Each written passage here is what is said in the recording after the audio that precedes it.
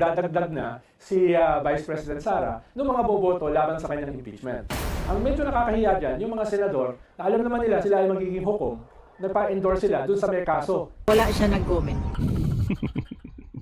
Na nag-usap na sila ni former President Rodrigo Duterte at plano nilang patakbuhin si Senator Robin Padilla bilang Pangulo sa 2028. Isipin nyo na lang kung maging Pangulo ito, no? Magandang araw mga kaibigan. Yes, marami po tayong pag-uusapan ngayon ha. Lalo na ito mga kaibigan. Abang-abang po kayo dito kay Secretary. Okay, former Secretary Ronald Llamas. Matindi po yung birada niya dito sa mga senador. Sinampal ng katotohanan ng mga senador na alipores ni Duterte. At syempre, yung number 1 na senador natin, yan, pag-uusapan din natin yan. Huling-huli, ang galawan ni Robin Padilla at ang idol ng mga DDS, walang iba, kundi si Sara. Pero bago ang lahat mga kaibigan, paki-like naman ang ating video. Maraming salamat po. Alam nyo po, marami po kasing nalilito. At ginugulo yung kaisipan ng karamihan itong galawan ni Robin Padilla at ni Inday Sara. Bakit nga ba bukang bibig nila na magulo ang bansa? Maitim, puro kagutuman, puro korupsyon. Kaya kailangan daw ay mapalitan ng ating Pangulong Marcos. Tapos yung iba naman nating kababayan, abay wala nang paki. Ayaw nilang pag-usapan dahil daw magulo at paulit-ulit na ganito na lang yung nangyayari sa mundo ng politika. Yan yung naiiwan ngayon sa kanilang kaisipan. Kaya naman, mas lalong na mamagnify yung naratibo ng mga Duterte na kailangan silang ibalik sa pwesto at para patalsikin, palitan ang ating Pangulong Marcos. Mabilis pong makalimot ang ating kababayan na tila po walang kabalbalan na ginawa ang mga ito. Tulad na lamang nito kay Robin Padilla. Matapos ang pag-endorso niya, kay Camille Villar at kay Amy, abay nagkakagulo ang partidong PADAPA. Ayon na mismo sa member ng PADAPA na di nila kinikilala itong endorsement ni Robin Padilla. Bakit nga ba ginagawa ito ni Robin Padilla at ni Inday Sara na even magkagulo na ang kampo ng Duterte ay patuloy pa nilang gagawin ito? Alam nyo po, mag-umpisa po tayo dito. Natatandaan ninyo ito? Natatandaan nyo po ito? Yan. Okay. Hindi kaya ito mga kaibigan? Nung nabalita dati? Neto? Naghahanda na ang kampo ng mga Duterte kung sakaling hindi makatatakbo si Vice President Sara Duterte. Sa isa pahayag, sinabi ni dating Chief Presidential Legal Counsel Salvador Panelo na nag-usap na sila ni former President Rodrigo Duterte at plano nilang patakbuhin si Senator Robin Padilla bilang Pangulo sa 2028 kung madidisqualify si Vice President Sara Duterte sakaling matalo sa impeachment trial. Tiwala si Panelo na malaki ang tsansa na manalo ni Senator Padilla kung ito ipapalit nila kay VP Sara. Anya, nakausap na niya si Senator Padilla tungkol dito at speechless umano ang senador sa plano ng kanyang partido. Ay, mga kaibigan na speechless pa. Grabe naman. Speechless si Robin Padilla sa plano na yan. Mukhang hindi naman. Di po ba? Ngayon, di ba kayo nagtataka bakit ang tagal-tagal ni Robin Padilla sa The Hague? Wala naman siyang ginagawa doon mga kaibigan. Naiintindihan naman natin yung kagustuhan niya na pagpapakita ng suporta, pagpapakita ng concern sa kanyang kinikilalang ama, ang kanyang boss amo na si dating Pangulong Duterte. Wala namang problema yon. Normal naman na ipakita mo ang simpatsya mo sa iyong minamahal. Pero, bakit ang tagal mo dyan? Wala ka namang ginagawa. Hindi kaya gusto mo siyang kausapin at hingin yung basbas na ikaw na ang maging chairman ng PADAPA? Dahil kung matatandaan ninyo, eto lang, di ba? Itong ginawa ni Robin Padilla, no? Na pag-endorso kay Amy, siya mismo pinagyabang. Walang basbas si Duterte. Walang basbas ang PDP laban. Di ba? Pero nagkamali siya eh. Siguro iniisip ni Robin Padilla, makukuha niya yung suporta ng PDP. Dahil kung nakuha niya yung suporta ng PADAPA, abay isa lang po ibig sabihin niyan. Kaya niyang manduhan ang partido ng PADAPA. Kapag nangyari yun, siya na yung possible na maging chairman at papalit kay Duterte. Pero ang tanong, papayag ba si Inday? Syempre si Inday ho, di ba? Gusto ring maging pangulo yan. Yan talaga, sinabi na. Pero itong si Robin, syempre po, anong sabi ni Robin? Speechless. Wala daw may comment itong si Robin Padilla. Pero sa galawan mukhang papunta doon. Gusto niya rin maging presidente. Kaya siguro hindi totoo yung mga sinasabi ng mga ibang mga Duterte supporters at mga Alipores na nasa ano sila, magandang sitwasyon ang grupo ng mga Duterte. Sinasabi nila na nagkakaisa sila. Walang gulo na nangyayari. Hindi nila pinapakialaman ang politika. Iniisip nila ang sambayan ng Pilipino. Iniisip nila paano solusyonan ang korupsyon. Yan. Kung saan, iniisip ni Inday Sara yung korupsyon, siya naman nitong may aligasyon patungkol sa korupsyon. Antindi. Kaya yung sinasabi ng mga karamihan ng mga Alipores na Duterte na wala daw gulo sa grupo ng mga Duterte, ay kayo na po mag-analisa, di ba? Malinaw naman, yung isa gustong maging presidente. Inday Sara.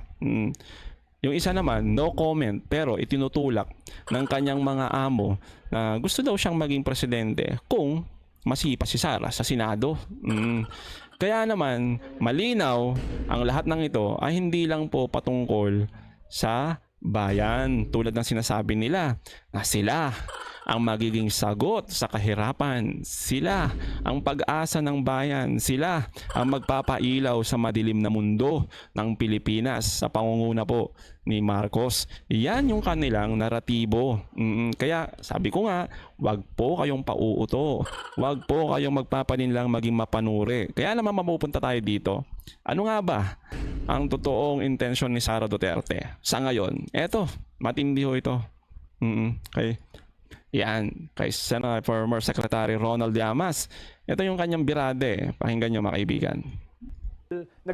Nagbibilang na o nagdadagdag na si Vice President Sara ng mga boboto laban sa kanyang impeachment. Ang medyo nakakahiya dyan, yung mga senador na alam naman nila sila ay magiging hukom, nagpa-endorse sila dun sa may kaso na impeachment o nakasalang sa impeachment. Ibig sabihin talaga clearly, it's a conflict of interest. Kung meron kang Etong vice presidente natin nasasangkot sa kaliwat kanang korupsyon, di ba? Tapos may impeachment trial sa Senado. Tapos itong mga senador natin, abay nagpa-endorso doon sa nirereklamo, abay matindi. So anong iisipin nating lahat? Siyempre, lahat ng ito ay may kapalit. Tulad na lamang nito. Di ba? Sinampal ng katotohanan itong mga to. Ayan. Lahat yung mga yan ay magja-judge sa impeachment trial ni Inday. Pero lahat ng mga yan ay meron ng judgment kung saan malaking no.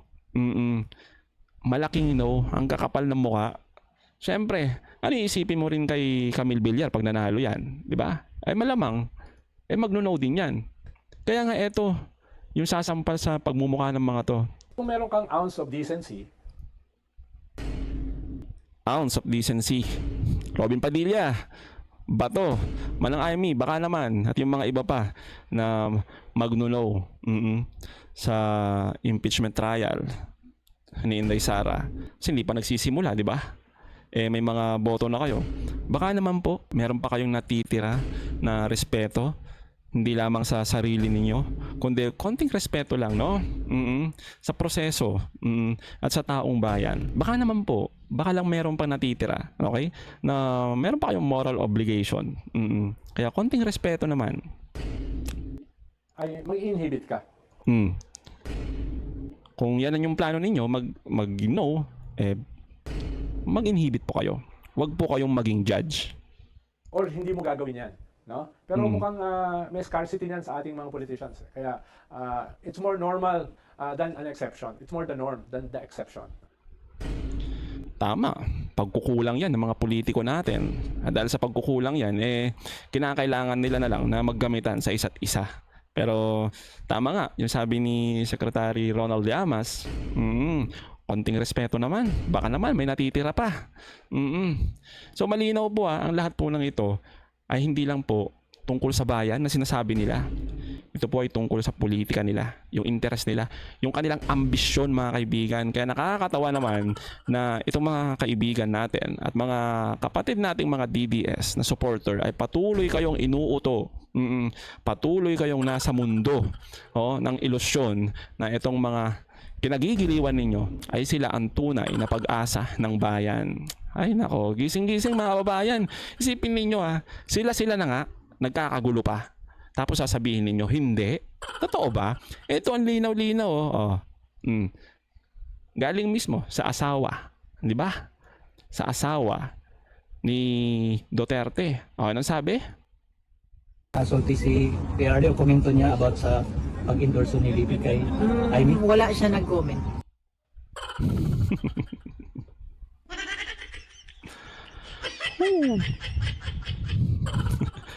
No comment. May ibig sabihin nun. Inendorso ni Robin, inendorso ni Inday, pero no comment. No comment ang dating Pangulong Duterte. No comment din si Hanilet. Ibig sabihin, may kanya-kanya na po silang galawan. Yan po yun eh. Ay nako, di po ba? Nagkakagulo ang PADAPA at ang grupo ng Duterte dahil sa mga ambisyon. Sige pa, pagtanggol nyo pa po na walang nangyayaring ganyan. May iba dito kasi gusto maging pangulo, okay? May iba gustong maging leader ng grupo at posibleng maging pangulo.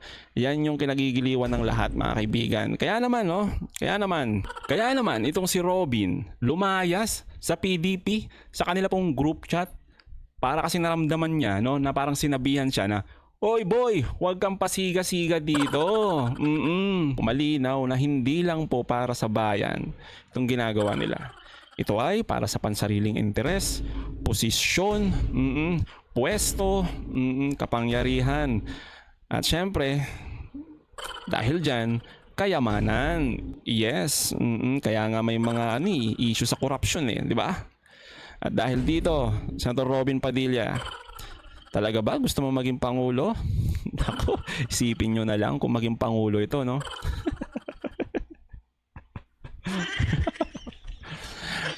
Antindi, mga kababayan, kung ito maging pangulo. Okay. Imagine, pangulo natin si Robin Padilla. Tapos, ang nasa Senado, Bongo, Bato, okay. Sino pa ba? Tulpo, Bong Revilla, ayan mga yan. Tapos Lito Lapid, mga yan. Sino pa ba? Sina Kuya Will, Ipe, di po ba? Pag yan sila maging senador natin at mga pangulo, ay, ang ganda ng Pilipinas, di po ba? Napakaganda ng Pilipinas, mga kababayan. Okay, so mga kaibigan, anong masasabi nyo patungkol dito? Comment down below. Again, mga kaibigan, huwag niyong kalimutan i-like at i-share ang ating video.